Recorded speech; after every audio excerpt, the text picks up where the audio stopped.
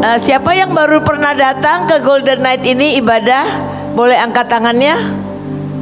Lumayan banyak ya Bapak Ibu. Terima kasih untuk kedatangannya. Dan biasa siapa yang suka datang di ibadah? Oke, terima kasih. Saya perkenalkan diri, saya Irin Tejo. Saya disuruh Tuhan ya, dapat mandat dari Tuhan tahun lalu Desember untuk melayani semua generasi. Tadinya pemimpin saya dapatnya melayani 55 tahun ke atas. Tapi saya katakan boleh nggak saya mulai dengan 50 tahun ke atas. Kenapa? Karena saya mau menyiapkan sebuah generasi yang sungguh-sungguh berjalan bersama Tuhan, dan yang sungguh-sungguh akan melihat karya Tuhan ajaib dalam hidupnya. Karena saya sudah melihat itu sejak tahun 90 saya berjalan bersama Tuhan. Keajaiban demi keajaiban, pertolongan demi pertolongan, penyertaannya dan perkenanan demi perkenanannya sampai hari ini saya melihat sangat ajaib. Waktu saya terima mandat itu Desember, Januari saya tidak tahu apa yang saya mesti kerjakan. Tuhan, apa yang harus kau kerjakan? Mulai lagi dengan ibadah demi ibadah atau bagaimana Tuhan? Tiba-tiba Tuhan gerakan untuk ke Panti Werda. Saya cuma ke Panti Werda baru 2 kali, dan itu juga gak banyak-banyak banget. Tiba-tiba pemimpin yang dipakai Tuhan untuk memberi mandat, dia pegang saya dan dia doakan saya. Dia katakan, dia tanya saya, apa yang kau kerjakan hari-hari ini? Tuhan sangat suka. Saya kaget, belum ada ibadahnya, baru Panti Werda 2. Saya bilang, oh berarti Tuhan sangat suka. Lalu saya mulai berjalan, saya mulai telepon ke provinsi demi provinsi. Sekarang ini mungkin saya sudah pergi di bulan Mei ini hampir 20 kota. Saya sudah jalan dari ibadah demi ibadah. Saya pergi ke Medan kemarin Maret. Saya ke Medan pergi ke 4 tempat. Yang satu tempat 320 Golden Night terkumpul, dan dari 21 denominasi, dan mereka semua dipulihkan. Dan saya pergi lagi ke Karo bulan depannya. Di Karo saya tadinya targetnya saya cuma bilang ya 300, saya bilang 500, datangnya 650 dengan panitia sampai penuh. Dan saya bilang Tuhan lagi hatinya di sini. Karena setiap kali saya menjalankan pelayanan ini, ada aja yang doain saya. Dan dia katakan, Coach Irin, saya ini membangun pasukan. Jadi saya sering banget saya sering dipanggil coach. Jadi dikatakan, coach, kok hati Tuhan sangat suka dengan coach. Ajari saya bagaimana bisa membuat Tuhan tersenyum dalam hidup coach. Dan lagi ada yang bilang, Tuhan memberikan hati raja-raja. Saya tahu itu bukan saya, tapi Tuhan lagi suka karena engkau menyamber apa yang menjadi kerinduanku. Tuhan katakan, ini generasi gak boleh dipanggil lansia. Kalau orang dipanggil lansia, lanjut usia, langsung badannya rentek. Karena sudah lanjut usia. Banyak kan orang udahlah kayak di rumah aja, saya jaga cucu gak ngapa-ngapain. Tiba-tiba semua kehebatannya, semua apanya gak ngerjain apa-apa. Saya lihat teman-teman saya sekolah, dia bilang begini, Ren, kok bisa sih sibuk banget sih, so aktif banget, sampai semangat banget. Saya kayaknya udah rematik, ada yang kena kanker, ada yang kena apa. Saya bilang, ayo maju. Makanya layanilah Tuhan. Dan Tuhan katakan, generasi ini saya lihat penglihatan sangat jelas. Pendoa-pendoa yang militan, yang dengar sendiri dari surga, yang tangkap yang Tuhan mau. Biarkan yang muda-muda berjalan, tapi yang generasi Golden Night ini yang berdoa, yang mengiringi dengan doa, yang tangkap dari Tuhan dan memberitahu apa yang harus dikerjakan. Ini generasi yang berjalan dengan otoritas. Ini generasi yang tidak akan mengatakan, aduh aku gak punya uang, aku sudah tua. Enggak. Tuhan tidak pernah mau kita jadi tua sebelum waktunya. Ya. next. Nah ini lihat gambar, lihat cerminnya ya. Cerminnya si kakek, belum sebelumnya. Ya si kakek. Tapi dia lihat kok masih muda ya. Betul nggak? Ini semangatnya masih seperti yang itu loh. Karena apa? Pernah mendengar Kaleb? Kaleb di Alkitab. Kaleb waktu dia umur 85 tahun, dia datang ke Joshua. Dia katakan, Joshua, aku nagih janji Musa. Karena Musa berjanji untuk aku terima Hebron. Tapi memang di situ ada raksasa, tapi aku masih kuat. 85 tahun saya masih kuat. Sekuat waktu saya terima janji itu 40 tahun. Berarti umurnya dibagi 2. Betul nggak? Ya, tadi makanya Om Alis bilang begini, umurnya berapa? 42 katanya. Dia nggak mau bilang itu. Karena apa? Saya ajarin. Ini saya kasih tahu dulu pengalaman saya.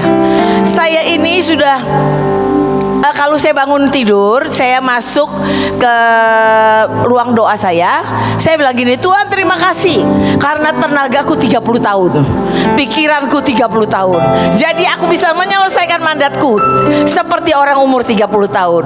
Dan itu yang saya ngomong aja.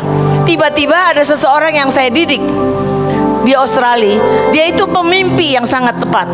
Dan dia japri saya, dia bilang begini, Coach, saya ini nggak pernah mimpi tentang coach, tapi malam tadi saya mimpi sangat jelas. Coach itu naik mobil isinya sembako penuh sampai kacanya nggak bisa lihat, semuanya sembako sama daun-daun kesembuhan kata dia. Terus dia bilang gini, waktu coach keluar dari mobil kaget saya, kayak umurnya 30 katanya. Terus gini, kok 30 ya gitu. Saya kaget. Saya ini biasa. Saya biasa bergaul dengan Tuhan. Saya tanya Tuhan, maksudnya gimana tuh mimpi? Tuhan bilang, kan tiap pagi kamu bilang engkau ini umurnya 30. Ya jadilah sesuai imanmu, umurmu 30. Hari ini saya bisa jalan kemana-mana. Kemarin Bapak Ibu, hari Selasa, dari hari Selasa deh saya berangkat ke Semarang, saya berangkat ke Kudus. Rabu, Kamis, Jumat saya baru pulang dari Jogja. Saya pergi ke 3 kota, Semarang, Kudus, kembali lagi Semarang, kembali lagi ke Jogja, Jogja balik. Hari Jumat malam saya baru tiba. Tiba-tiba saya tidak nganggur. Dari pagi ada yang minta saya ngajar stafnya, karena saya dulunya konsultan. Jadi saya ngajar semuanya. Tapi cukup waktu di Kudus, kaki saya rada sakit sini karena terlalu banyak berdiri. Karena kemarin ini pernah keseleo. Saya bilang gini, Tuhan, nggak lucu ya Tuhan, kalau aku naik tapi aku sakit. Kan gak lucu, nanti ngeringis Tuhan. Saya percaya Tuhan supranatural akan menyembuhkan aku. Aku percaya sembuh. Dan itu ajaib Bapak Ibu. Saya naik ke mimbar, gak ada rasa sakit sama sekali. Dan semua orang gak lihat saya sakit. Saya wirawiri. Setelah itu saya baru cerita, gak kelihatan sih Coach, saya seneng banget. Bayangin ya, itu gereja GKMI, gereja yang dia bilang begini, kalau orang udah lansia 1,5 jam juga udah capek mau pulang. Saya bilang nanti ya, saya lihat dulu, saya bilang gitu. Ternyata saya lihat tidak ada yang bergerak dari ruangan, dan saya lanjutkan dan khotbah saya 1,5 jam. Saya sampai ke pendetanya semua bingung gini, wow, ini luar biasa, belum pernah terjadi. Karena ini generasi Golden Night, saya bilang. Inilah generasi yang sedang dibangkitkan oleh Tuhan. Mari kita tepuk tangan buat diri kita, bahwa inilah generasi yang tidak akan terhentikan. Generasi yang akan melihat Tuhan secara dekat. Generasi yang akan masuk dalam keintiman dengan Tuhan. Ya, jadi sekarang saya mau tanya Bapak Ibu, jawab sendiri. Umurnya dibagi 2. Kalau orang tanya umurnya 70, bilang begini, umurnya berapa? 35 kali 2. Nah itu ya. Jadi supaya semangat Bapak Ibu tuh mirip yang di cermin ini. Ya, jadi kalau lagi ngaca gini, aku kok cantik kayak dulu ya, ya, aku ganteng kayak dulu ya, kayak begitu kan mestinya, betul nggak? Ya, sekarang saya tanya dari sini, Bapak Ibu jawab sendiri, bagi 2 ya umurnya ya, oke. Bapak Ibu, berapakah umurnya? Oke, ada yang 33, ada yang 32, ada yang 25 mungkin ya. Karena saya lihat banyak yang ini. Kita mesti terus ngomong di situ. Kalau doa pagi bilang begini, terima kasih Tuhan, saya berumur 35, saya masih sehat. Kalau saya patok 30 gak akan naik-naik, supaya saya selesaikan mandat saya. Karena terlalu banyak kerjaan, saya harus berumur 30 dan terus. Ya Bapak Ibu, ingat ya, kalau diketemuin sama saya, kalau ketemu sama siapa, umurnya berapa? Nih Om Alis paling inget ya, umurnya berapa? Jangan disebut umurnya 67 apa, dikali 2 aja. Ya kalau orang tanya, hah? Kali 2. Ya seperti itu, oke? Jadi yang wanita, next. Wanita juga begitu ya. Dia lagi ngaca, kok aku masih muda ya. Nah ya, soal itu yang dibilang Tuhan, inilah generasi Golden Night. Dan Tuhan tidak mau kita hidup tidak berarti, tidak bermakna. Karena hidup ini harus berarti. Hidup bersama Tuhan pasti berarti. Saya ini melihat bagaimana saya berjalan bersama Tuhan. Nanti Bapak Ibu kalau mau bergabung dengan pendoa, penari, tadi lihat gak Golden Night menari di sini? Ya, kalau mau latihan nari nanti daftar ya. Kalau mau latihan berdoa, latihan. Nanti diajarkan bagaimana kita ini dengar suara Tuhan, bagaimana kita doa 2 arah, bagaimana kita doa dan Tuhan bicara. Ya, tahun 1980 tahun 1998 saya ngalamin macam-macam. Saya ngalamin macam-macam. Suami saya ngawur, kantor masalah, tapi saya pegangan Tuhan. Tiba-tiba terbuka, saya lihat penglihatan kayak video setengah jam. Sejak itu sampai hari ini Tuhan bisa bicara lewat penglihatan, Tuhan bisa bicara lewat firman, Tuhan bisa bicara lewat macam-macam, lewat buku. Saya rindu ini Golden Night yang akan dibangkitkan. Saya rindu kalau Tuhan bekerja dalam hidup saya, Tuhan juga bisa bekerja dalam hidup Bapak Ibu. Tuhan bisa lihat, Tuhan bisa melakukan banyak hal, dan kita menyukakan hati Tuhan. Bapak Ibu, kalau kita menyukakan hati Tuhan, Dia urusi hidup kita. Saya lagi seneng banget karena Tuhan sampai celana panjang diurusin. Saya lagi bilang sama semua orang, ayo kalau engkau berkenan di hadapan Tuhan, engkau terima banyak hal. Saya cuma bilang begini, Bapak Ibu maaf, saya itu dulu udah kurus, saya naik lagi 5 kilo. Jadi baju saya ini, celana saya kesempitan. Kalau udah sempit rasanya kalau jalan banyak tuh sakit. Dan saya bilang gini, aduh Tuhan, aku ini butuh celana ya, tapi celananya yang enak, yang kaos, yang jangan yang bagus, tapi murah, nggak mahal gitu ya. Nah, kalau yang bagus yang mesti dari yang ini. Jadi saya bilang begitu doang, saya bilang cuma sekali. Akhirnya saya pergi ke Jakarta, saya gunting rambut. Tiba-tiba Tuhan cuma bilang gini, tuh di situ ke mall, pergi. Marks and Spencer. Marks and Spencer tuh celananya mahal, jutaan, 1 juta atau 700.000. Saya bilang, oh ya udah, saya cuma nurut aja. Saya bilang supir saya bilang begini, sebentar ya, saya cuma mau lihat. Begitu saya masuk, wah lagi sale, tapi belinya harus 3. Dan saya lihat, loh kok ukuran saya ada 3. Ya udah deh, saya pikir tadinya saya mau pulang Bekasi belinya, saya beli. Begitu saya beli, saya pakai enak banget. Dan besok-besok saya cari lagi gak ada. Cuma 3 itu. Saya bilang gini, Tuhan, Engkau luar biasa ya, sangat luar biasa. Itu yang saya mau lihat Golden Night di tempat ini. Engkau akan mengalami Tuhan dengan ajaib. Engkau akan jadi kesukaan Tuhan, Engkau akan jadi kesayangan Tuhan. Ya, oke, next. Ada cucu mengatakan, apa arti bahagia menurut oma opa? Kita mau bahagia, betul gak? Jangan sampai kita dikasih umur panjang tapi gak bahagia. Kita dikasih umur panjang tapi aduh tiap hari kita mengeluh dan galau. Walaupun galau itu kata-kata anak generasi Z. Tapi orang tua sering gini, aduh aku susah hatiku, aduh lihat mantu salah, lihat cucu salah, lihat semuanya salah. Mari kita berdamai dengan semua, dan kita akan menikmati setiap anak, setiap mantu, setiap cucu, setiap anak rohani, setiap tetangga, semua kita nikmati. Ya, oke. Lanjut. Kunci hidup bahagia. Kita akan belajar kunci hidup bahagia. Tapi tiba-tiba hari ini saya ubah. Ya, saya bisa bicara kunci hidup bahagia tuh gini. Jangan suka simpen pahit hati. Jangan suka simpen yang sedih-sedih. Simpen yang bergembira. Karena Mazmur 37 ayat 4 mengatakan bergembira karena Tuhan, maka Dia akan memberikan apa yang diinginkan hatimu. Lalu dilanjutkan ayat 5 dikatakan, berserahlah dan percayalah, maka Dia akan bertindak. Percaya aja, memilih percaya. Bapak Ibu, mungkin banyak yang sudah dengar, tapi yang belum pernah dengar, saya mau singkat aja. Saya ngalami bersama Tuhan bagaimana keluarga saya dipulihkan. Bagaimana saya melihat saya ini dulu cuma kerja dari bawah. Di waktu itu kerjaan cuma ada sekretaris di Citibank. Tapi Tuhan memang cari gara-gara.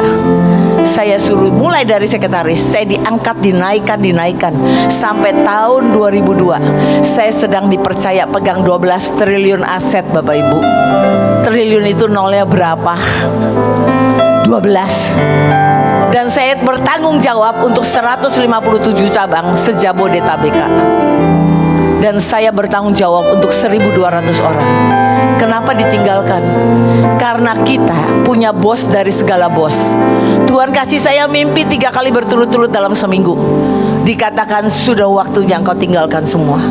Dan tinggalkannya bukan melayani orang kaya, Bapak Ibu, melayani orang miskin. Tapi hari ini saya gak terlihat miskin kan? Sangat bahagia dan sangat kaya. Karena punya kaya itu tuh gini ya, segala sesuatu yang kita butuh pasti dapat, betul gak? Nah itu Tuhan ya. Dan saya melihat ajaib banget. Tapi Bapak Ibu, saya mendengar suara Tuhan mulai tahun 90. Setiap kali Tuhan mau lakukan sesuatu atau izinkan sesuatu terjadi, Dia pasti bicara dengan saya. Atau lewat mimpi, atau lewat penglihatan, atau lewat firman. Tapi hari itu 12 tahun yang lalu, Tuhan gak bicara apa-apa. Tapi rumah saya terbakar. Anak saya yang kedua 21 tahun, hampir 21 tahun terbakar, habis dari ujung rambut sampai ujung kaki. Bapak Ibu, hari itu saya sedang pelayanan di Bekasi. Nama anak saya Nancy yang tadi nyembah sama mantu saya. Saya lagi pelayanan di Bekasi. Anak saya yang laki tinggal di rumah dengan bapaknya dan mbaknya. Tapi pagi-pagi saya nggak tahu apa-apa. Saya ditelepon dengan anak saya, Mami kebakaran, Mami kebakaran. Jam 2.30 adalah waktunya nyenyak tidur. Saya nggak tahu, saya pikir saya mimpi. Begitu saya angkat, dia bilang kebakaran di mana? Kebakaran di kamar Mami. Kamar saya di atas. Saya bilang turun nak. Tapi dia bilang nggak bisa, apinya besar. Saya cuma bisa satu, yaitu doa kontak dengan surga. Begitu saya kontak, saya doa, dia mati lagi. Saya coba telepon nggak bisa. Dia telepon kakaknya Nancy. Kami sangat dekat bertiga. Dan di waktu dia bicara sama kakaknya, dia cuma begini, Tuhan Yesus tolong, Tuhan Yesus tolong. Dan begitu mati teleponnya, Tuhan baru bicara sama saya, anakmu pingsan, cepat pulang. Saya pulang, singkat cerita, anak saya terbakar dari ujung rambut sampai ujung kaki. Anak saya karena Roma koslet. Rumah saya 2 bulan sebelumnya dinyatakan didapati ada rayap yang sudah menghabisi plafon. Jadi hari itu karena koslet, semua plafon saya jatuh. Dan puji Tuhan ya, Tuhan masih pegang kendali. Tidak kena kiri kanan, tapi rumah saya habis. 97% barang saya habis. Hari itu saya cuma tahu Tuhan pegang kendali. Karena Roma 8 ayat 28 mengatakan bahwa Dia turut bekerja dalam segala sesuatu untuk mendatangkan kebaikan bagi orang yang mengasihinya, yang terpanggil sesuai rencananya. Hari itu saya memilih percaya. Bapak Ibu, singkat cerita, kalau kita lihat anak kita dari ujung rambut sampai ujung kaki terbakar, cuma ininya masih warna merah. Kalau bukan Tuhan gak mungkin kuat. Hari itu saya cuma bilang, nak, sampai ketemu di surga. Hari itu saya dipegang oleh Tuhan. Waktu saya masuk ke rumah duka, saya pikir saya mimpi. Saya lihat teman saya dari segala penjuru. Teman saya ini garis lembut dari semua agama. Karena saya konsultan. Saya punya teman banyak macam-macam. Saya melihat mereka datang, saya kaget. Ini nggak mimpi. Akhirnya saya masuk, saya nyembah, saya nangis, saya nyembah. Tiba-tiba saya lihat Tuhan jalan dengan anak saya di sebuah taman. Dan saya tahu kalau dia penglihatan begitu nggak usah diceritain, kita tahu. Dan tiba-tiba saya lihat anak saya pengen ambil bunga buat saya dan kakaknya. Tapi tiba-tiba Tuhan geleng dan dia keluarkan 2 bouquet bunga, dikasih ke anak saya. Dan Tuhan sendiri menatap mata saya dan dia katakan, "Mempelaiku, biarkan aku didik dia di sini." Saya tidak tahan Bapak Ibu, karena mata Tuhan itu teduh. Mata Tuhan itu memberikan rasa nyaman di dalam perlindungannya. Dan saya coba bilang iya. Dan sejak itu tidak sekalipun saya curiga, tidak sekalipun saya bertanya kenapa. Karena saya memilih percaya. Dan Bapak Ibu, selesai semuanya di rumah duka, itu dihitung persembahan kasih. Orang datang berkasih persembahan kasih ya. Kalau bukan direkayasa Tuhan, tidak mungkin Bapak Ibu. Itu jumlahnya 9999 4 kali dan selanjutnya. Waktu di salah satu ibadah pemimpin, ada yang bilang saya diuji seperti Ayub, tapi didapati seperti Mazmur nih. Saya masih nggak percaya. Tapi waktu saya lihat jumlah persembahan kasih itu, Tuhan katakan, responmu dan respon anakmu itu membuat kalian seperti Mazmur nih di hadapanku. Dan sejak itu Tuhan katakan, aku naikkan levelmu. Engkau naik next level sangat banyak. Dan engkau akan jadi contoh bagi banyak orang bahwa aku ini Allah yang real, Allah yang sungguh-sungguh hidup, Allah yang menjawab doa, Allah yang bisa merekayasa apapun. Rumah saya sekarang dibalikan macam-macam tuh, 4 kali lebih besar. Yang bangun kembali rumah saya itu semua orang yang mau nyumbang keramik semuanya, yang mau nyumbang cat rumah, yang kasih, oh ya makasih, yang kasih uang dan semuanya. Bapak Ibu, saya tahu kalau bukan Tuhan tidak mungkin. Tapi saya bergaul dengan Tuhan. Saya berdoa tidak ada lagi yang mengalami rumahnya terbakar. Tapi kalau kita tidak berdoa buat Indonesia, kita gak mau Hamas masuk ke Indonesia. Kita lihat Israel diserang Hamas, bagaimana orang-orang yang tidak mengerti apa-apa habis.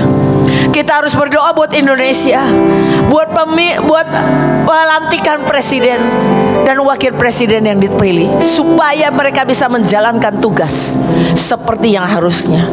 Kita harus berdoa tidak ada gempa, tidak ada banjir, tidak ada virus lagi. Karena kita berdoa pasti ada kuasanya. Keputusan virus berlaku dari 2024 diundur 4 tahun setelah itu.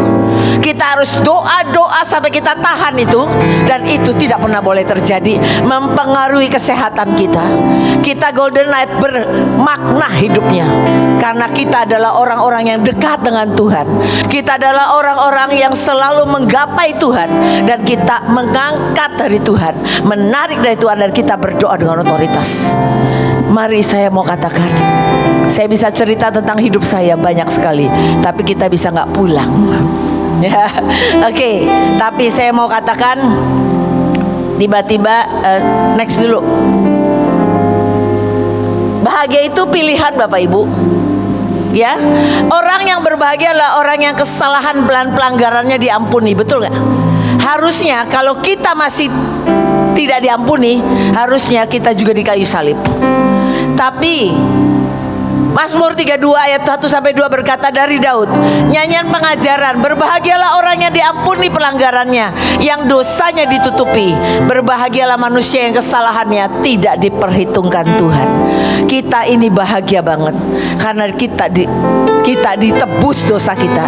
Kita ditebus dari semua keturunan di atas kita. Harusnya kita sudah ditebus. Kita sudah ini. Tapi next, ya Bapak Ibu, saya mau sharing begini.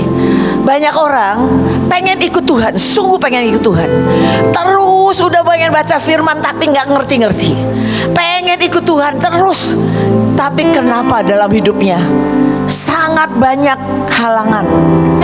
Dan ada aja masalah yang dia hadapi. Ternyata kita nggak sadar, kadang-kadang dalam hidup kita ada kusta-kusta yang harus kita beresin. Saya akan jelasin tentang kusta rohani, karena saya pengen benar-benar golden night yang datang hari ini tidak akan diikat oleh apapun. Anak saya aja, karena bapaknya suami saya belum bertobat, anak saya begitu terbakar, dia temui satu orang, dia bilang begini, waktu saya terbakar, ternyata selama ini kaki saya terikat. Terikat oleh apa? Oleh papanya. Karena di dalam hidup bapaknya ada kutuk kegagalan. Jadi dia suka gagal, ada kutuk kegagalan. Ternyata waktu saya terbakar, itu tiba-tiba talinya copot. Gak usah sampai harus terbakar baru hilang ikatan kita. Kita bisa dengan iman. Oleh karena itu hari ini, kalau di tempat lain mungkin saya nggak jelasin ini, di tempat lain saya jelasin lebih sederhana. Tapi yang datang ke sini adalah pasukan, adalah yang orang-orang yang dipercaya Tuhan untuk sungguh-sungguh menjadi contoh berjalan dengan otoritas, dan Dia akan menyertai. Ya, jadi kita akan belajar dari 2 Raja-Raja 5 ayat 1 sampai 14, belajar dari Naaman. Next. Tapi sebelumnya, sebelum dari 2 Raja-Raja, saya baru dapat tadi pagi. Tuhan katakan gini, kalau kusta jasmani itu disebabkan oleh infeksi bakteri, betul gak? Ya, yang menyebabkan mati rasa dan kerusakan pada beberapa bagian tubuh hingga bisa mempengaruhi saluran pernafasan. Itu kadang-kadang telinganya copot, ya, kadang-kadang matanya sampai nggak bisa lihat. Itu namanya kusta secara jasmani. Ya, kalau kita lihat ada di Tangerang Rumah Sakit Sintanala, itu rumah sakit kusta. Tapi kusta rohani, next. Kusta rohani disebabkan oleh dosa dan dampaknya kerusakan pada hati dan pemisahan dengan Tuhan. Kita baca Yesaya 59 ayat 1 sampai 2. Sesungguhnya tangan Tuhan tidak kurang panjang untuk menyelamatkan, dan pendengarannya tidak kurang tajam untuk mendengar. Tapi yang merupakan pemisah antara kamu dan Allahmu ialah segala kejahatanmu, dan yang membuat Dia menyembunyikan diri terhadap kamu sehingga Ia tidak mendengar ialah segala dosamu. Firman yang berkata, Tuhan sebetulnya enggak bisa mendengar, bisa menolong, tapi karena ada dosa, karena ada kejahatan, membuat Tuhan berjarak dengan manusia. Next. Kita baca Yesaya 59 ayat 10 versi AYT. Semua bisa baca ya, cukup besar. 3, 2, 1. Kami meraba-raba tembok seperti orang buta. Kami meraba-raba seperti mereka yang tidak mempunyai mata. Kami tersandung pada siang hari seperti pada senja hari. Di antara orang-orang kuat kami seperti orang mati. Maksudnya apa? Kami meraba-raba tembok seperti orang buta. Kami meraba-raba seperti mereka yang tidak mempunyai mata. Karena cuma bisa meraba, kayak gak kelihatan. Apa? Mata rohani. Gak bisa lihat kenapa Tuhan izinkan. Gak bisa lihat kenapa ini terjadi dalam keluargaku. Kenapa mesti begini, kenapa mesti begini. Karena matanya seperti tertutup. Kusta itu tadi kan saya bilang, ada yang ketutup, ada kadang-kadang ada selaput. Kita nggak mengerti. Dan dikatakan lagi kami tersandung pada siang hari. Kalau siang hari kan jelas ya, sinar kan terang, mestinya nggak tersandung. Tapi dia bilang dia tersandung karena mereka yang tidak mempunyai mata. Bukan mata ini, mata rohani. Ya, dan kami tersandung pada siang hari pada senja hari. Di antara orang-orang kuat kami seperti orang mati. Hidup kami tidak tahu, kayaknya kok masalah banyak tapi nggak bisa menyelesaikan. Padahal kita punya Tuhan Tuhan yang adalah jalan keluar buat masalah kita. Dia jalan keselamatan, Dia kebenaran, dan Dia Allah yang hidup masih menjawab doa dari dahulu, sekarang, sampai selamanya. Ya, next. Kusta itu di luar atau di dalam, Bapak Ibu? Di luar, ya di luar. Makanya dia serangnya di luar. Ya, kita akan belajar dari Naaman. Next. Inilah singkat cerita ya. Saya akan bacakan. Nancy, bantu baca. 2 Raja-Raja 5 ayat 1 sampai 14. Naaman, panglima Raja Aram, adalah seorang terpandang di hadapan tuannya dan sangat disayangi. Sebab oleh dia Tuhan telah memberikan kemenangan kepada orang Aram. Tetapi orang itu, seorang pahlawan tentara, sakit kusta. Orang Aram pernah keluar bergerombolan dan membawa tertawan seorang anak perempuan dari negeri Israel. Ia menjadi pelayan pada istri Naaman. Berkatalah gadis itu kepada nyonyanya, sekiranya tuanku menghadap nabi yang di Samaria itu, maka tentulah nabi itu akan menyembuhkan dia dari penyakitnya. Lalu pergilah Naaman memberitahukan kepada tuannya. Katanya, begini-beginilah dikatakan oleh gadis yang dari negeri Israel itu. Maka jawab Raja Aram, baik, pergilah, dan aku akan mengirim surat kepada Raja Israel. Lalu pergilah Naaman dan membawa sebagai persembahan 10 talenta perak dan 6.000 shikal emas dan 10 potong pakaian. Ia menyampaikan surat itu kepada Raja Israel yang berbunyi, sesampainya surat ini kepadamu, maklumlah kiranya bahwa aku menyuruh kepadamu Naaman, pegawaiku, supaya engkau menyembuhkan dia dari penyakit kustanya. Next. Ayat 7. Segera sesudah Raja Israel membawa surat itu, dikoyakkannyalah pakaiannya serta berkata, Allahkah aku ini yang dapat mematikan dan menghidupkan, sehingga orang ini mengirim pesan kepadaku supaya ku sembuhkan seorang dari penyakit kustanya. Tetapi sesungguhnya perhatikanlah dan lihatlah, ia mencari gara-gara terhadap aku. Segera sesudah didengar Elisa abdi Allah itu bahwa Raja Israel mengoyakkan pakaiannya, dikirimnyalah pesan kepada raja, bunyinya, mengapa engkau mengoyakkan pakaianmu? Biarlah ia datang kepadaku, supaya ia tahu bahwa ada seorang nabi di Israel. Kemudian datanglah Naaman dengan kudanya dan keretanya, lalu berhenti di depan pintu rumah Elisa. Elisa menyuruh seorang suruhan kepadanya mengatakan, pergilah, mandi 7 kali dalam sungai Yordan, maka tubuhmu akan pulih kembali, sehingga engkau menjadi tahir. Tetapi pergilah Naaman dengan gusar sambil berkata, aku sangka bahwa setidak-tidaknya ia datang keluar dan berdiri memanggil nama Tuhan Allahnya, lalu menggerak-gerakkan tangannya di atas tempat penyakit itu, dan dengan demikian menyembuhkan penyakit kustaku. Next. Ayat 12. Bukankah Abana dan Parpar, sungai-sungai Damsyik, lebih baik dari segala sungai di Israel? Bukankah aku dapat mandi di sana dan menjadi tahir? Kemudian berpalinglah ia dan pergi dengan panas hati. Tetapi pegawai-pegawainya datang mendekat serta berkata kepadanya, Bapak, seandainya nabi itu menyuruh perkara yang sukar kepadamu, bukankah Bapak akan melakukannya? Apalagi sekarang ia hanya berkata kepadamu, mandilah dan engkau akan menjadi tahir. Ayat 14. Maka turunlah ia membenamkan dirinya 7 kali dalam sungai Yordan, sesuai dengan perkataan abdi Allah itu. Lalu pulihlah tubuhnya kembali seperti tubuh seorang anak, dan ia menjadi tahir. Demikianlah firman Tuhan. Cerita Naaman ini bukan seorang biasa, tapi seorang panglima. Dia sakit kusta. Orang sakit kusta harusnya malu ya muncul di depan, tapi dia dia menunjukkan diri, dan dia tahu dan akhirnya dia dikirim oleh pemimpinnya, rajanya, untuk pergi ke sebuah tempat, ke raja Israel.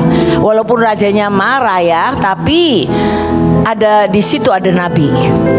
Dan kita tahu bahwa ketika dia datang ke nabi ini, dia pikir orang akan datang doakan, tumpangin tangan.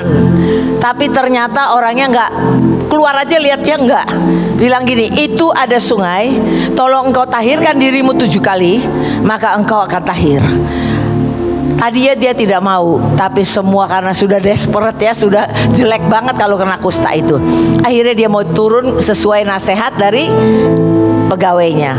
Lalu dia turun dan 7 kali menjadi tahir. Kusta, Bu, saya ini kustanya urusannya sama saya apaan? Ya, kita akan belajar. Karena saya mau bilang Lukas 4 ayat 27 dulu. Dan pada zaman Nabi Elisa banyak orang sekusta di Israel, dan tidak ada seorang pun dari mereka yang ditahirkan selain daripada Naaman orang Syria itu. Naaman, kita belajar yang pertama, dia berani mengakui kesalahannya. Dia berani mengakui bahwa dia punya kusta. Yang kedua, dia mau percaya.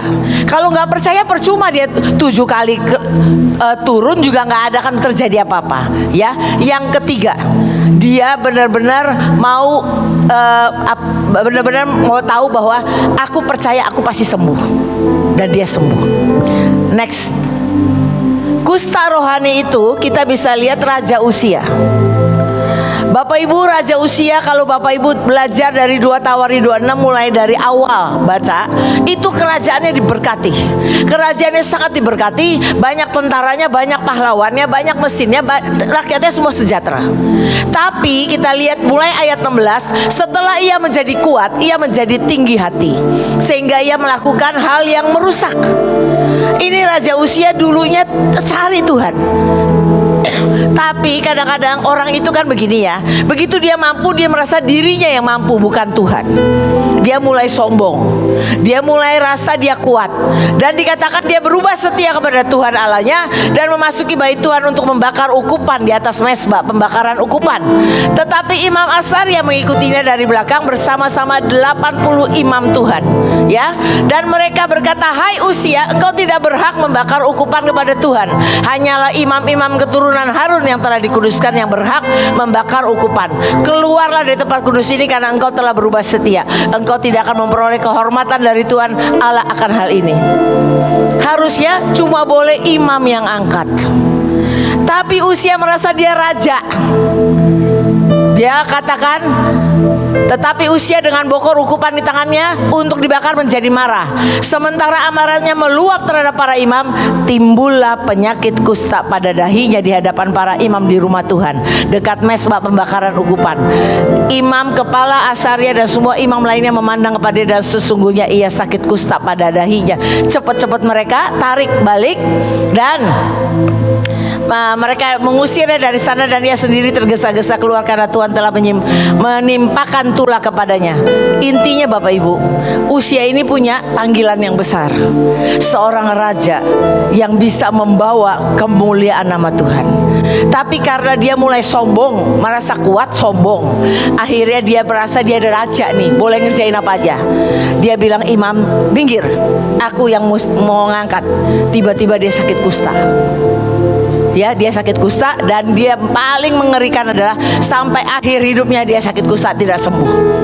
Ya, itu ada di bawahnya. Next, saya sedikit aja.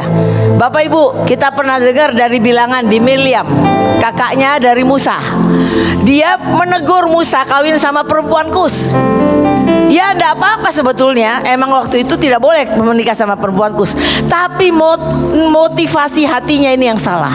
Dia bilang, memangnya cuma Musa yang ketemu Tuhan? Dia katakan begini ya, dia katakan Miriam serta Harun mengatai Musa berkenaan dengan perempuan Kus yang diambilnya, sebab memang ia telah mengambil seorang perempuan Kus. Kata mereka, sungguhkah Tuhan berfirman dengan perantara Musa saja? Bukankah dalam perantara kita juga ia berfirman? Dan kedengaranlah hal itu kepada Tuhan. Yang marah nanti bukan Musa, tapi yang marah Tuhan, ya. Lalu dikatakan, adapun Musa ialah seorang yang sangat lembut hatinya, lebih dari setiap manusia yang di atas atas muka bumi ini. Lalu berfirmanlah Tuhan dengan tiba-tiba kepada Musa, Harun dan Miriam, keluarlah kamu bertiga ke kemah pertemuan. Maka keluarlah mereka bertiga. Lalu turunlah Tuhan dalam tiam awan dan berdiri di pintu kemah itu, lalu memanggil Harun dan Miriam. Maka tampillah mereka keduanya. Lalu berfirmanlah ia, dengarkan firmanku, jika di antara kamu ada seorang nabi, maka aku Tuhan menyatakan diriku kepadanya dalam penglihatan. Aku berbicara dengan dia dalam mimpi. Bukan demikian hambaku Musa, seorang yang setia dan dalam segenap rumahku. Berhadap-hadapan aku berbicara dengannya. Terus terang, bukan dengan teka-teki. Dan ia memandang rupa Tuhan. Mengapakah kamu tidak takut mengatai hambaku Musa? Sebab itu bangkitlah murka Tuhan terhadap mereka, dan Miriam kena kusta. Bapak Ibu, kadang-kadang kita nggak sadar, kita dan keturunan kita di atas pernah mengatai orang yang diurapi, dan tiba-tiba kita kena kusta. Mungkin dalam keluarga kita kena kusta. Kenapa? Tiba-tiba selaput ini nggak bisa lihat Tuhan, nggak bisa mengerti firman, nggak bisa apa sih, semuanya mau didengar lama-lama nggak ketahuan, nggak ngerti karena ada selaput. Ada selaput yang menutup, ya. Itu yang dikatakan kalau kita bicara tentang orang yang diurapi Tuhan, tiba-tiba kita lihat berkat pun nggak bisa lihat, kita lihat apapun nggak bisa lihat. Kerjanya kita marah di sini karena kita tidak dapat jawaban. Next. Ada waktu saya mulai kerjakan ini sudah sangat lama. Waktu itu saya melihat begini. Saya kadang-kadang diajak pergi sama keluarga saya. Pergilah, suruh ngelihat ini loh, ngelihat tangan gitu. Dulu kan saya ini nggak ngerti ya, nggak baca firman. Nanti diajak kali sih, ini kasih lihat nasibnya, betul nggak? Saya ini nggak ngerti ya, diajak pergi kemana-mana. Sampai saya itu nggak ngerti pokoknya. Satu hari begitu saya dijamah Tuhan, saya ketemu sama seorang oma-oma. Oma-oma ini kerjanya cuma di rumah, duduk baca firman, doa. Dan dia dapat dari Tuhan tentang pentahiran, mentahiran semua kusta. Dan saya lihat hidupnya luar biasa, dipelihara Tuhan. Dan tiba-tiba saya bilang gini, saya mau deh, mau pentahiran seperti Naaman. Tapi bukan cuma asal-asalan ya, tapi karena percaya. Ternyata Tuhan katakan gini, ada 5 aspek yang sering kita terima dari keturunan di atas kita. Ya, saya akan bahas. Next. Ikatan. Ada ikatan-ikatan dalam hidup manusia. Itu ada ikatan dosa, ikatan masturbasi onani, ikatan pornografi. Bapak Ibu, bahkan banyak hamba Tuhan belum bisa lepas dari ikatan pornografi. Banyak hamba Tuhan masih terikat, pengennya nonton itu. Ya, itu ada ikatan. Ada ikatan makan. Bapak Ibu, ada orang dulu, dia anaknya mulai bertobat, tapi dia cerita bapaknya itu katanya dulu itu banyak pegangannya. Kalau makan katanya, satu hari ya coach, dia makan sekali makan 3 kali piring, 3 piring nasi. Jadi bayangin 3 kali 3 sehari. Dia bilang di rumah beras habis terus. Saya ini susah nih dengan bapak saya begini. Bagaimana ya? Coba ajak aja, diterangkan. Mungkin ada ikatan apa, ada macam-macam. Ternyata dia ikut pentahiran. Begitu pentahiran, 1 piring aja udah cukup kenyang. Jadi kemarin-kemarin siapa yang makan? Itu ada kenafsuan dari iblis yang membuat dia rasanya pengen makan. Karena saya tahu, saya pegang yatim piatu di sini. Ada anak yang sangat miskin. Datang ke tempat kami, dia makan roti. Bapak Ibu tahu roti ada plastiknya. Setelah dikasih rotinya, plastiknya juga dimakan. Saya sampai begini, jangan dimakan nak, jangan dimakan. Kenapa begitu? Karena saking miskinnya, rasanya nggak pernah kenyang. Banyak macam orang itu terjadi. Jadi kita nggak tahu, ada ikatan dengan keluarga. Nah ini begini ikatan keluarga.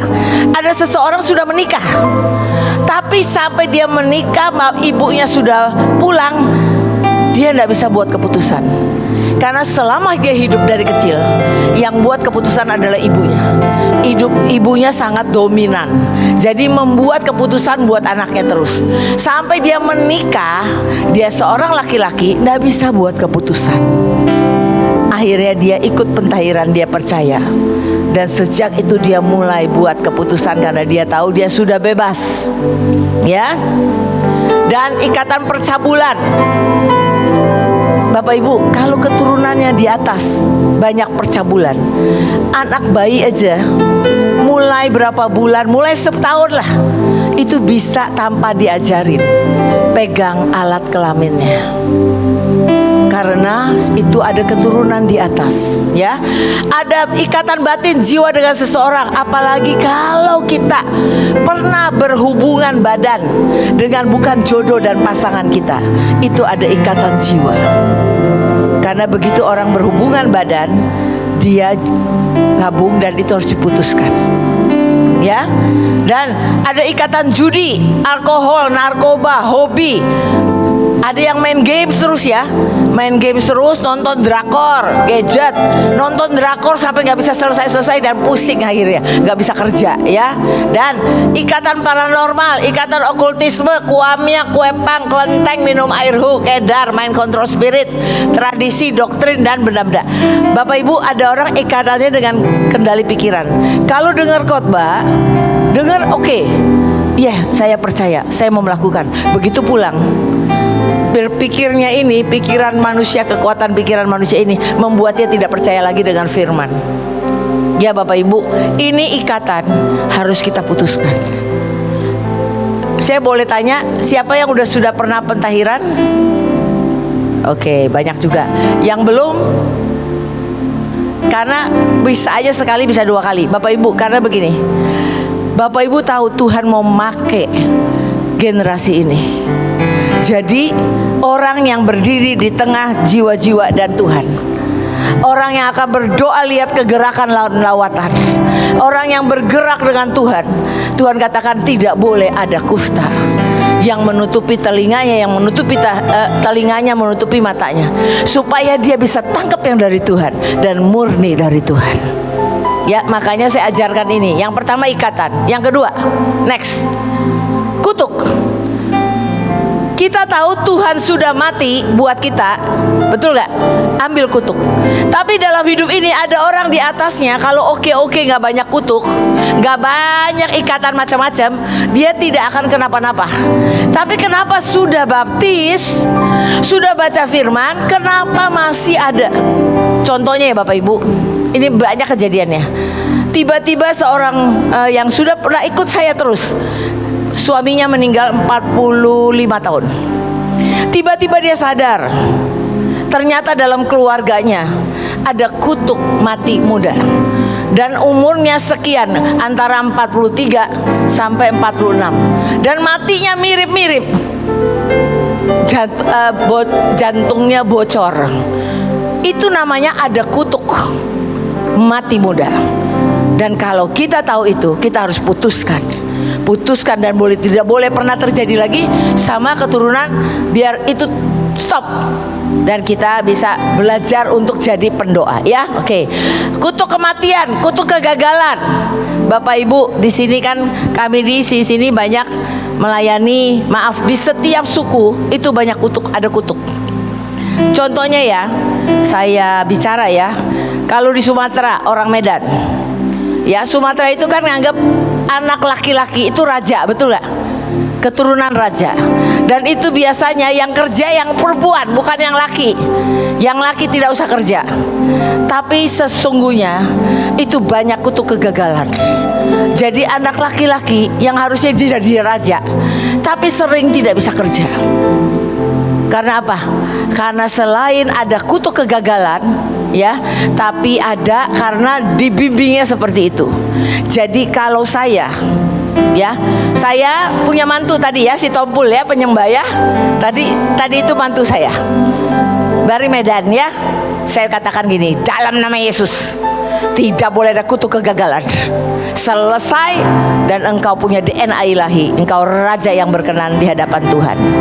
Ya, makanya kita yang harus, kita mesti tahiran juga. Kita kalau ada kutuk kegagalan, suami saya juga punya kutuk kegagalan, dan itu turun ke anak saya. Tapi anak saya yang satu pulang, tapi Nancy diangkat Tuhan, diselesaikan karena kita selesaikan. Tapi waktu adiknya meninggal, anak kesulungan anak sulung itu turun ke Nancy. Tapi dia butuh 4 tahun untuk terbuka, dan hari ini sangat diberkati. Bapak Ibu, ada kutuk perceraian, kutuk kemiskinan, kutuk hutang, kutuk tidak menikah, kutuk tidak punya keturunan, poligami, penyembahan berhala, mati muda, cacat. Ada yang suka cacat di dalam keluarga itu turun, ya. Lalu ada gila. Bapak Ibu, ada keturunan ya keluarga itu kalau stres sedikit jadi gila. Itu ada, teman saya juga ada. Tapi dia sadar itu ada kutuknya itu. Jadi dia harus cepat-cepat pakai firman dan minta orang doakan supaya dia nggak cepat gila. Ada orang baru stres sedikit aja gila. Ya, lalu ada kutuk keluarga tidak rukun, kebodohan, kebebalan, pemberontakan, bunuh diri, mati suri, perzinahan. Kalau kita ada kutuk itu, kita bilang mulai nanti ya, kita katakan selesai. Tidak boleh lagi kutuk itu mengikuti keturunanku. Ya, next. Roh. Di dalam dunia ini kita cuma boleh menyembah Roh Kudus, betul nggak? Roh kebenaran. Tapi dunia ini banyak roh macam-macam, roh perzinahan, mengembara, roh nenek moyang, agamawi, Taurat, onan, kekacauan, kebingungan, penyesat, roh sihir, roh tenung, roh pelamar, roh kebatinan, roh bunuh diri, roh mamon, cintakan uang, roh ateis, tidak percaya Tuhan walaupun Kristen, roh apatis, roh hedonisme, cinta akan kenikmatan atau kemewahan dunia, roh Babel, ingin berkuasa seperti Allah, roh Esau atau Edom, nafsu marah serakah meremehkan, roh Isabel tidak bisa tunduk, roh Herodes takut kehilangan kedudukan kekejaman, roh Yudas berkhianat, roh Firaun mengeraskan hati melawan Allah, roh Maryam berani terhadap pemimpin atau orang yang diurapi Tuhan, roh Yunus lari dari panggilan atau destiny atau tugas, roh Antikris melawan Kristus, kegerakan dan lawatan, roh Farisi, Bileam, Amalek. Ini roh-roh yang kalau ada di dalam hidup keluarga kita. Ada pernah satu orang ikut pelatihan saya. Dia bilang gini, saya sudah sering pentahiran, coach. Saya butuh lagi nggak? Saya bilang ya udah doa saja. Kalau engkau perlu, ya perlu. Saya janjian nih, janjian mau pentahiran. Kayak Golden Night ini saya harus janjian waktu nanti. Baru kita pentahiran. Nah, waktu saya mau pentahiran hari Minggu sore, tiba-tiba pagi-pagi dia telepon saya. Coach, dari semalam saya uring-uringan katanya. Loh kenapa uring-uringan? Saya diingatkan Tuhan, ternyata saya keturunan dari Jogja. Itu rohnya Samber Nyowo, roh Samber Nyowo. Jadi berarti dibukakan lagi sama Tuhan. Ada yang harus diputuskan dengan yang seperti itu, ya. Oke, next. Tadi ada ya, tadi ikatan, kedua kutuk, ya kustanya itu bentuk itu, ketiga roh-roh yang bukan dari Tuhan, ya. Yang keempat itu kelemahan. Ini adalah semua karakter, temperamen, semua kelemahan-kelemahan kita. Kan kadang-kadang begini ya, karena kakeknya ini, ya kelemahannya adalah suka marah. Itu kebawa tuh marahnya over gitu. Ya, ada yang suka apa misalnya lelet gitu. Ya macam-macam. Jadi bisa turun. Dan ini semua nanti kita akan berdoa macam-macam, kita akan mintakan Tuhan ditahirkan. Yang keempat, sakit penyakit. Yang kelima, Bapak Ibu, nggak ada keturunan warisan sakit penyakit. Tapi kalau dokter bilang sakit diabetes itu keturunan, betul nggak? Tidak. Ibu dan bapak saya meninggal karena diabetes. Tapi waktu di rumah sakit bapak saya itu memang udah cuci darah. Tapi waktu di penyuluhan saya yang datang. Waktu orangnya bilang begini, penyakit ini pasti penyakit keturunan. Saya nggak usah teriak-teriak, saya bilang gini, dalam nama Yesus tidak turun ke saya. saya sudah ditahirkan. Saya ditahirkan. Waktu saya ditahirkan saya bilang tidak ada penyakit diabetes yang turun ke saya. Bapak Ibu, saya kalau pagi saya ngecek darah itu 90, paling 95. Sehat nggak? Sehat. Tapi kita tahu kalau kita punya keturunan DNA-nya itu ada kelemahan. Berarti janganlah ya saya tiap hari minum air es, bukan air es saja, es teh manis, sirup manis. Terus sekarang banyak minuman jahat ya Bapak Ibu. Itu minuman yang di supermarket itu banyak gulanya. Terus kalau minum kopi itu banyak gulanya. Dulu Bapak Ibu saya nggak tahu. Saya kalau masak makanan kayak steak Jawa, Bapak Ibu kalau botol kecap manis segini saya pakai setengah. Setelah saya tahu kecap manis itu isinya gula. Waduh, ini mah cari sakit penyakit. Terus Bapak Ibu, kalau yang udah punya diabetes, coba minum madu beli di warung. Diabetesnya langsung naik. Itu isinya gula, bukan madu. Jadi di dunia ini banyak makanan dan minuman yang jahat. Tapi kita tidak kena itu kalau kita beriman berkata, selesai. Aku tidak mau lagi ada kena sakit penyakit yang dibilang warisan. Ya, ini semua sakit penyakitnya. Ada orang glukoma, tahu glukoma matanya ini, dia bilang ini penyakit warisan. Bilang stop, tidak ada. Aku minta ditahirkan. Seperti Naaman. Naaman sakit kustanya, kusta jasmani. Tapi kalau kita mau katakan ini kusta rohani, harus selesai. Karena kusta rohani Tuhan katakan berdampaknya di 5 area ini. Yaitu pertama di ikatan, ya. Kedua di kutuk. Ketiga di roh-roh yang bukan dari Tuhan. Yang keempat adalah di temperamen, karakter, macam-macam. Dan yang kelima adalah sakit penyakit. Kita ini bait Allah, harus sehat sembuh, selesaikan tugas kita. Waktu kita pulang nanti Bapak Ibu, kita sudah punya rumah. Semua yang kita kerjakan itu ada di rumah kita di surga. Saya sudah lihat rumah saya di surga.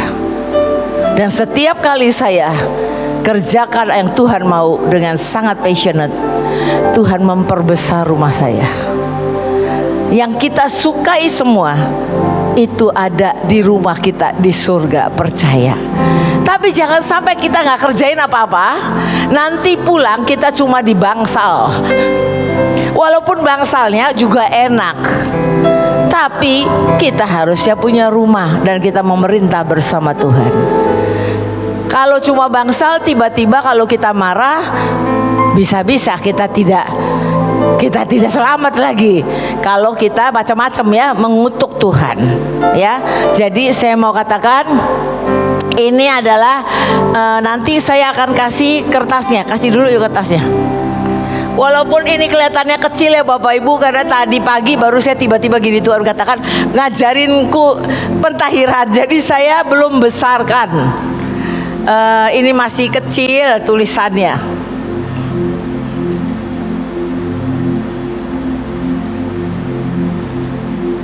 Nanti di rumah suruh anak atau mantu atau cucu.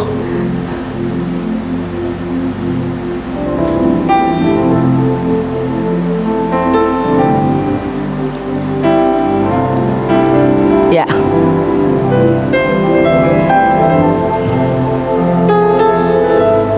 Bapak Ibu, nanti itu akan dilihat di rumah. Ya, yang angkat tangan belum ada tuh di belakang, Olivia.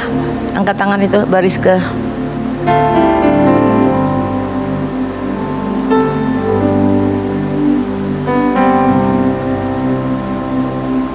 Habis? Masih ada kayaknya. Steffi, yang angkat tangan.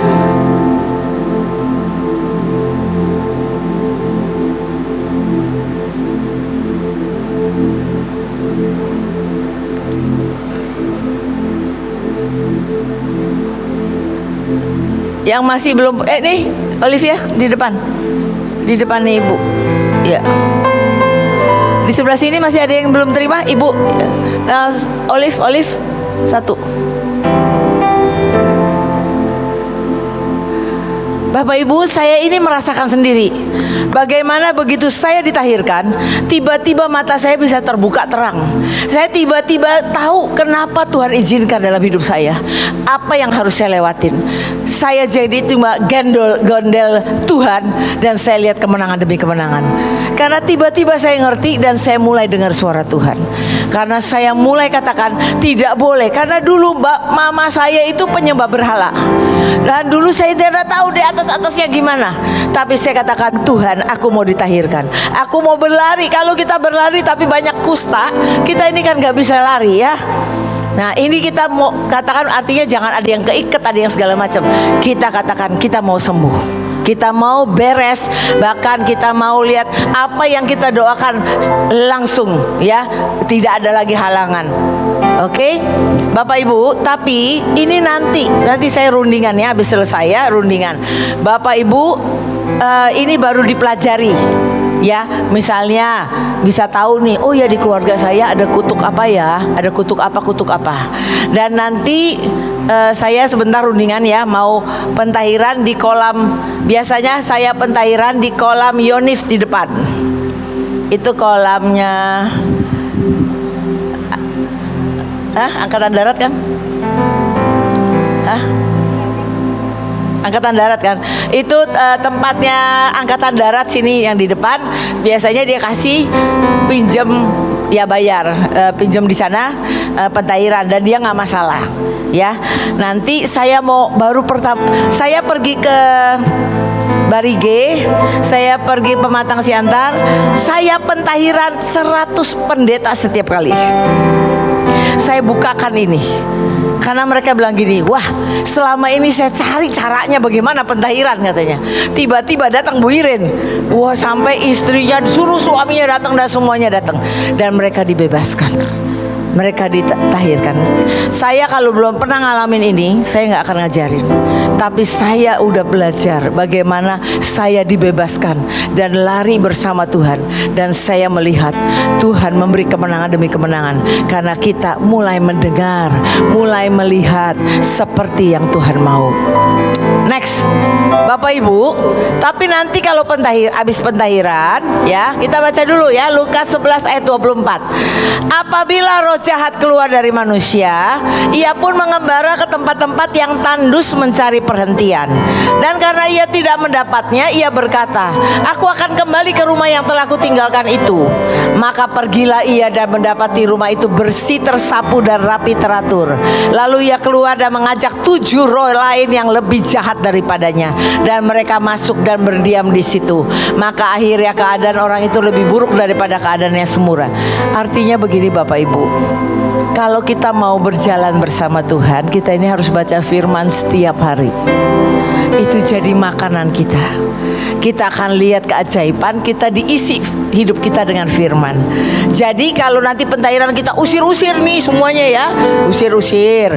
Terus nanti kalau spiritnya keluar kemana-mana gak ada tempat, dia cari lagi ke kita. Wah ini bersih nih, bersih, gak ada firman, gak ada otoritas, gak ada kuasa Tuhan, gak ada apa.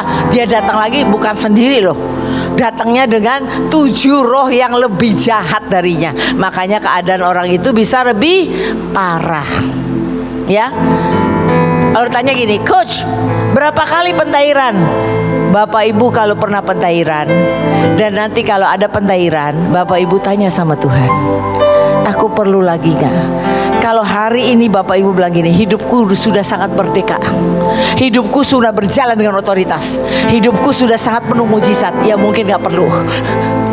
Tapi kalau engkau berkata, hidupku ini kenapa ya, aku masih mau kejar Tuhan, aku mau sehat, aku mau lihat Tuhan bekerja lebih dahsyat lagi dalam hidupku, mari pentahiran. Karena saya tahu, saya gak pernah nih bawa semua Golden Night untuk pentahiran. Biasanya saya bawa campuran anak muda dan ini. Tapi saya percaya bahwa Tuhan bisa benar-benar memerdekakan semua Golden Night. Ingat, kita bukan lansia ya, kita kesatria emas. Kita generasi emas karena Indonesia mau masuk Indonesia emas, betul gak? Jadi kita harus jadi orang-orang yang dipakai Tuhan menjadi pendoa generasi emas ya. Oke. Next. Jadi Bapak Ibu, kita harus bangun manusia roh kita jadi kuat. Pertama baca firman, ngomongin jiwa begini. Di dalam, bayangin ya Bapak Ibu, kalau setiap pagi saya ngomong begini, Tuhan terima kasih ya, aku mempelaimu yang kau cintai. Aku punya mata seperti Raja Wali. Aku melihat sangat tajam dan semakin tajam. Aku ini selalu merindukan engkau dan engkau merindukan aku. Aku tahu Tuhan, aku berjalan dengan otoritas. Kalau setiap hari saya ngomong begitu, jadi nggak? Jadi karena mulut kita ini punya kuasa. Mulut ini mengatakan firman dan firman itu mengerjakan apa yang diperintahkan, betul nggak? Ya. Nah, jadi kita harus pengakuan deklarasi. Nah, Bapak Ibu, kita ini ada grup Golden Night. Ada grup Golden Night. Nanti Bapak Ibu yang belum masuk ke grup ini, ada grup nanti boleh. Tadi kan ada catat mungkin di depan ya. Olivia ada nggak? Nanti sama siapa? Bu Wilis ya? Hah? Sama siapa Mel? Nanti waktu masuk itu nanti daftar ya. Kasih tahu aja kan udah ada nomornya, kasih tahu saya mau masuk grup ya. Oke? Nah, terus pujian dan penyembahan, sering-sering pujian dan penyembahan dan sangkal diri, bahasa roh, bergaul dengan Tuhan dan saudara-saudara seiman yang saling menguatkan. Dan Efesus 6 ayat 10 mengatakan, akhirnya hendaklah kamu kuat di dalam Tuhan, di dalam kekuatan kuasanya.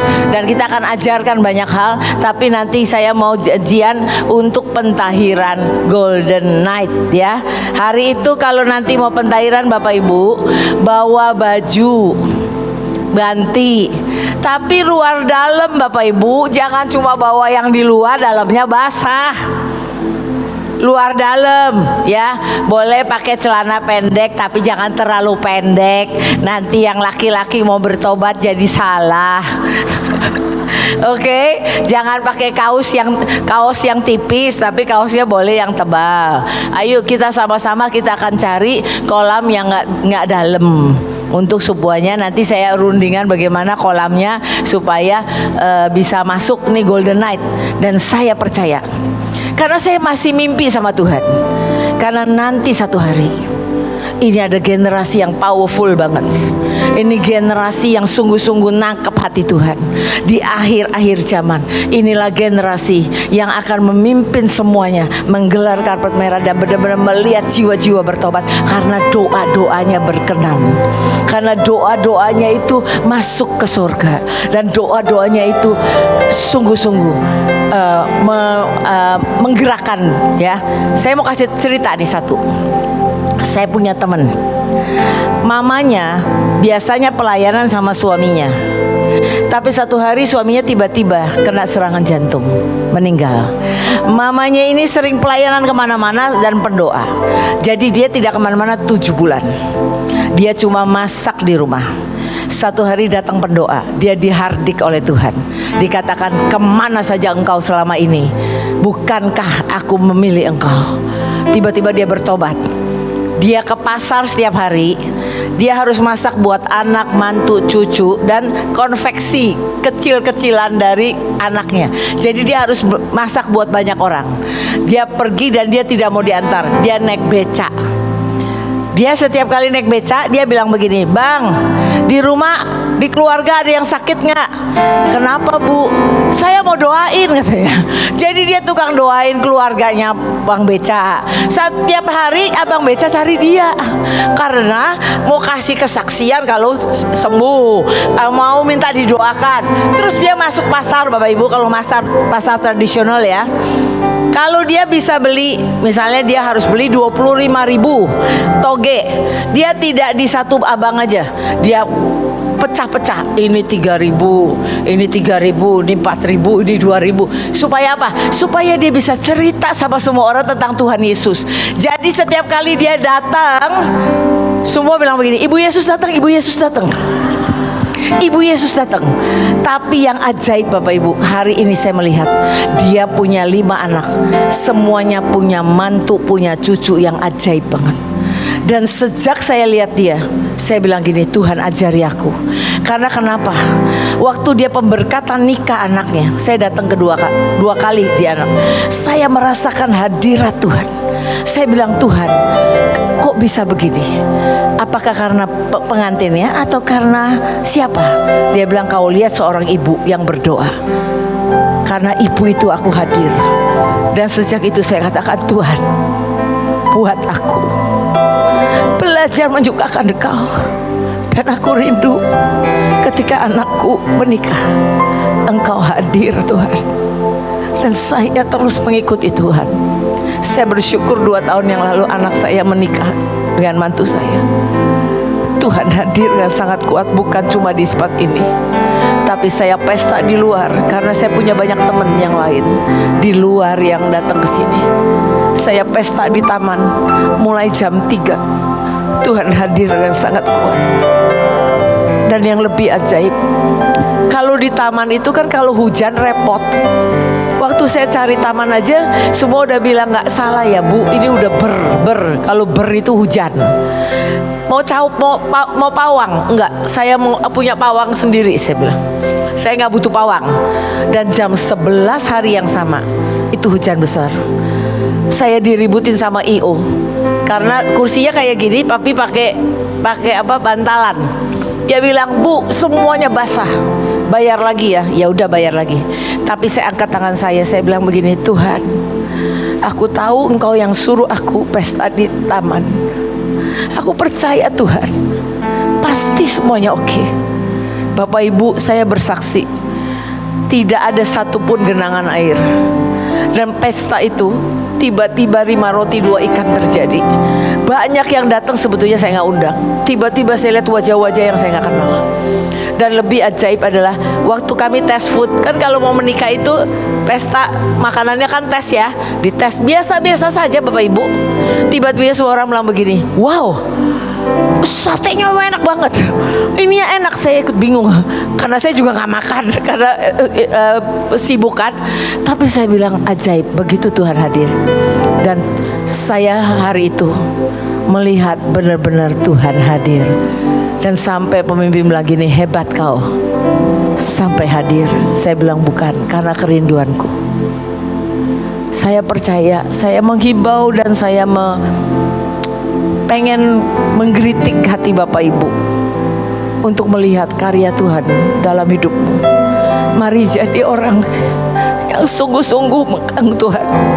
Engkau akan lihat keluargamu akan sangat diberkati. Apapun yang kau kerjakan, engkau akan lihat engkau tidak pernah menjadi ekor. Saya kemanapun pergi, saya selalu jadi kepala. Kenapa? Orang melihat Tuhan hidup dalam hidup saya. Tuhan yang kita sembah, Tuhan yang sama, itu yang berkarya dalam hidup saya. Oleh karena itu, saya menutup ini. Nanti kita janjian. Siapa yang setelah dengar ini mau pentahiran, angkat tangannya. Oke, nanti daftar ya yang mau pentahiran, kasih tahu juga yang mau pentahiran. Yang belum masuk di grup ini, saya akan benar-benar mencari waktu untuk benar-benar pentahiran buat Golden Night. Mari kita berdoa.